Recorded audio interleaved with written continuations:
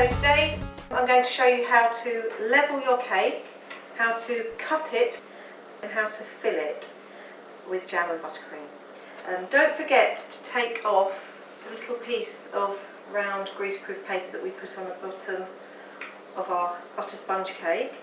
I'm going to use this nifty little gadget which is called a cake leveller. I have spent years and years using just a knife and my eye, and by the time you've got it level, sometimes you've got a cake about that big. So basically what this does is it completely takes all the guesswork away. The way that you use this little gadget is it has notches either side of this sort of coat hanger looking contraption, and then we've got almost like a cheese wire going across. So as long as you have the notches, so I've got mine down on 5 notches this end and 5 notches this end, I know that this cheese wire is completely straight. What I'm going to try and do is cut off the top, trying to minimise the amount of wastage. So I go down to the lowest part of my cake, okay, and then I literally, making sure these stay completely on the worktop at all times. What I'm doing is I'm pushing and I'm sawing all at the same time. When you get to the end here, obviously the walls of your sponge become very weak, so you need to help them along with your hand. Okay, so it's completely cut. Then I can take off this top. Once you've taken the top off, just give it one more once over, just to make sure.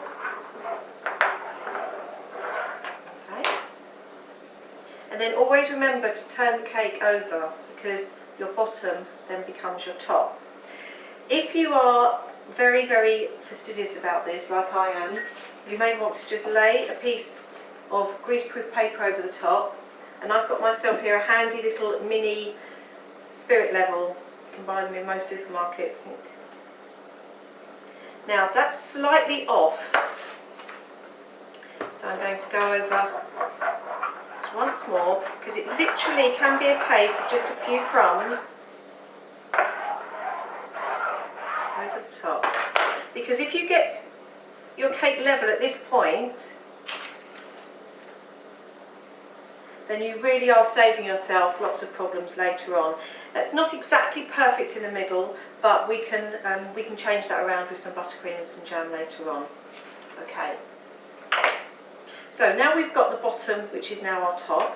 I'm now going to cut this. I'm going to cut it twice because I like to separate my jam from my buttercream. If you like to put your jam and your buttercream in together, then you can literally just measure it down halfway and cut halfway across, but I'm actually going to cut it twice. So I'm going to set, now the way that you change the cake leveller, push it in to make the wire slack, turn it over, push it in to make it slack. I'm going down to the lowest level notches, and I'm going to do exactly the same thing, cutting through my cake. The secret to making sure that it's level is to make sure that the sides of your leveller are down on your worktop throughout the whole cut. As you can see, I've got one cut there, and now I'm going to go up a few notches, 1, 2, 3, 4. I'm going to go up to notch 4, third, all the way up, that's about right, and then I go across again. Making sure that you hold on and protect as you get to the end, because that's where the sponge becomes a little bit wet. Okay, and now once that's done, I've got 3 perfectly sliced sponges ready to be filled. Okay, so now we've cut our sponge into 3 even layers. We're now going to fill it and we're going to coat it with buttercream. Now I use a work board. I use this over and over again. It's just a normal cake board, but I like to use it so that I can turn my cakes whilst I'm filling them. So this isn't particularly necessary, but this is just the way that I like to do it. Now, because later on this cake is going to be a celebration cake, and what we're going to do is we're going to put it onto a board that's covered in sugar paste, and because of that we need to put it and secure it onto another board so that when it goes onto the sugar paste, say for example we were putting it on green sugar paste, if we put our sponge directly on to the sugar pasted board, obviously all the green is going to soak up into the cake, and when you cut it, it's almost going to look like mouldy cake. So we protect our cake from our sugar paste board by putting it onto another board. Now, you can use just a single thick or a double thick cardboard, but the fashions these days are to have deep, high cakes, and also I find it easier to use a drum, a 12mm drum, purely, you'll see later why, because I use this thickness as a guide to coat my cake. So, to ensure that the cake stays, ensure the board stays safely on my coating board, I'm just literally going to dollop a little bit of buttercream on there. That's going to lift off later, but that's just to make sure that that stays on there. I'm just going to talk a little bit about buttercream and the jam. I have jam here. Now, absolutely your preference, strawberry, raspberry, lemon curd, orange curd, whatever you like. You can use seedless jam. I actually quite like to bite in and have a bit of fruit, so I've just used normal fruit jam, strawberry jam.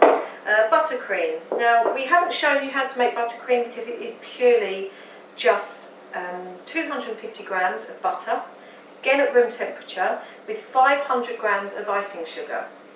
So they all go in together and you whip them for 8 minutes. No less, it's got to be 8 minutes. You can whip it for more, you can never over whip buttercream, but it must be for at least 8 minutes in an electric mixer. If you're not using an electric mixer, then you'll have to whip it for 15 minutes, if your arms can take it, obviously. So, that's on there. Now what I'm going to do is I'm going to put them all back on together, like so, and I'm also going to take my knife and I'm going to cut a notch right down the middle of all these layers. And the reason that I've done that is because I'm working on a round. If I was working on a square, I'd know where my front was and I'd know where my back was, but because I'm working on a round and I'm going to be taking these off, I can now spin them around and turn them wherever they are, but I always know, she says, there you go, where they all join up because I've got a little cut. So we're going to take our first, there it is, our first layer, and again I'm going to put a tiny little bit of buttercream on the middle of my board just to stick it. Okay. Now my first layer I like to have as jam, so I'm going to take my jam. Now, not too much jam. If you put too much jam in here at this point, it's going to make your cake very, very unstable. Okay, so we want just a coating of jam. Now, as I say, I like to have these big lumps, but if you don't like to have them, just lift them out. Or you can sieve it, obviously. Now, another little trick, make sure you don't put your jam right to the end because there's going to be weight on top of this cake. So the idea really is to judge about ½ an inch from the edge, so that once all the weight goes on top of your cake, that jam will naturally spread out to the end. Because there's nothing worse than when you're coating it around the side and you've got jam oozing out and then you get pink buttercream and it all goes very messy. Okay, so I've still got my middle here, I know where my front is, and I've got my front here. So I'm going to put that on the top there, line those up. That's it. I forgot to mention that my base board here should be exactly the same size, so I'm working on an 8-inch round cake, so I've got myself an 8-inch round board. Okay, next the buttercream. Again, I don't want loads and loads of buttercream, because again it will make the cake too unstable. And again, make sure that you don't put it right to the end. We want it about ½ an inch from the end. Now, as you can see, this is very, very, it's not runny, but it's very soft. We like it soft, and can you see that I'm using this paddling action? Now, if you've got buttercream that's too hard, like you've put it in the fridge and you haven't left it to come to room temperature, or you've used butter that's too hard, and when you make up your buttercream it feels very, very hard, if you get that, make sure you just put a tiny, tiny little dash of milk in, because we do want this relatively soft, because if it's not soft, as you go like this, you'll be gathering up all your crumbs and it will make it very messy. Okay, and take the final layer. I've got my notch to lay to. Okay, good. Another little tip to make sure this is completely flat is to take another board and just, okay. Now you probably can't see this on the video, but that's completely in the middle, so I know that my sponge has now been layered up and it's completely level. Okay.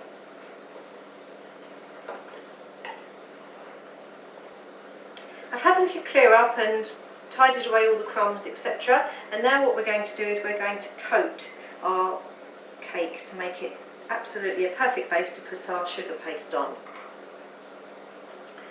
Now, the secret is to be bold with this. I've taken a lot of buttercream and I'm going to hold my cake down, and with my other hand I'm going to paddle my buttercream around the side of my cake.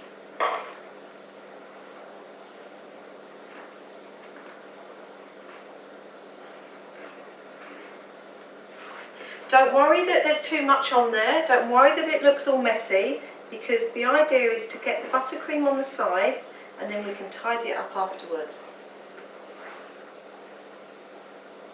So let's just get as much buttercream around the sides as we can. And now you probably can notice the importance of the 12mm drum board that we've got at the bottom, because I'm using it as a guide with my palette knife.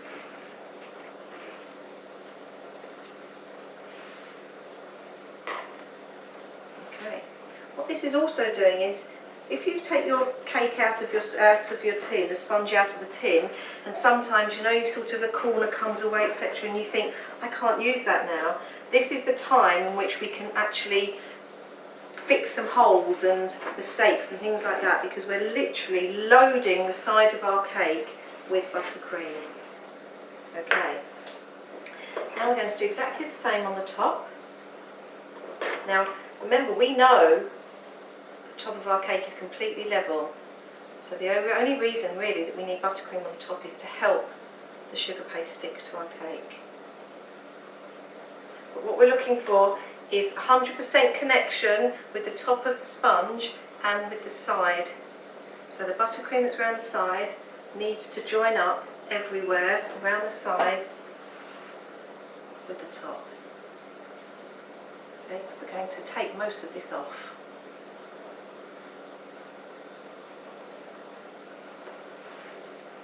See, for example, here we need to put buttercream onto the side and onto the top. So we have a rather messy, loaded cake.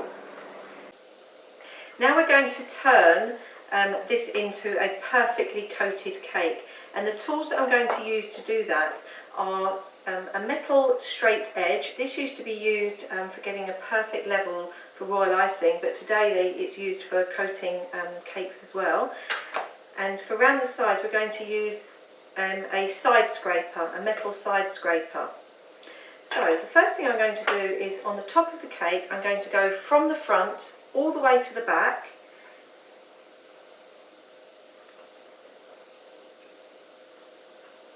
Just to try and get that straight edge. And then I'm going to do exactly the same around the side. Now, what you must remember is that we have a right angle here. The right angle, the bottom must be on the board at all times, and then the angle here, if you can feel your 12mm drum board, I'm going to go all the way around the side. And can you see that that's creating a perfect side edge?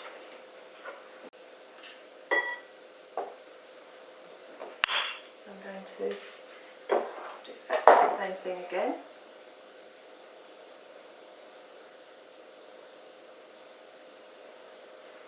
Okay, and then I'm going to go round a second time.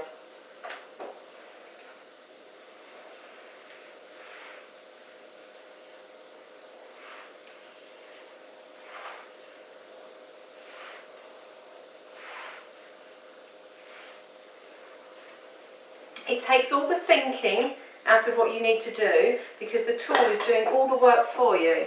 And now what we do, just to even up the edges, I'm just going to flick them in. Get down to the level of the cake just to make sure it does look completely level.